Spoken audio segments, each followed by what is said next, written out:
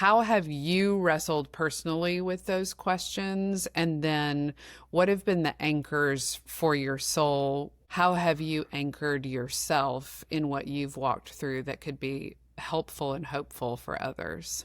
Well, I try to answer that big question in my book, and it's kind of a theme throughout multiple chapters. Mhm. I have some chapters in the beginning that are really about the feeling abandoned and about questioning who God is in the midst of grief and diving into what that looks like to study his character and let his word be what impacts our circumstances. And I have this chart where I explain, for me, what I found was that I was really letting my feelings influence my thoughts, and then my thoughts like influencing how I viewed God, versus like letting God, his character and who he actually is, impacting my thoughts and feelings and ultimately Yeah. how I view my circumstances. We live in a very broken world. We're dealing with so many painful things, and our feelings are very volatile as well. And so it's like, if we're going through all of that and we're letting that be how we view God, we're going to have a skewed version of him.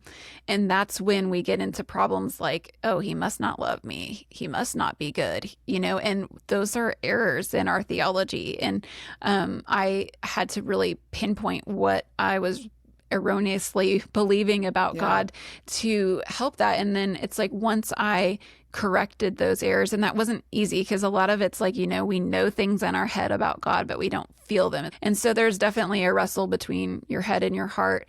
But I think as I've progressed through so many different trials, it's like really trying to just anchor myself on his character. The word says that he is the same yesterday, today, and forever. He's not changing. And so I just take so much comfort in that he is always good. He is always faithful. That, I go through different attributes in my book, but that are often clouded by grief because, when our grief will just cloud his sovereignty, it will cloud his justice, it will cloud his faithfulness. And so just really having a firm understanding of who he is and his word and believing that to be true, because if we believe that to be true, we'll trust him.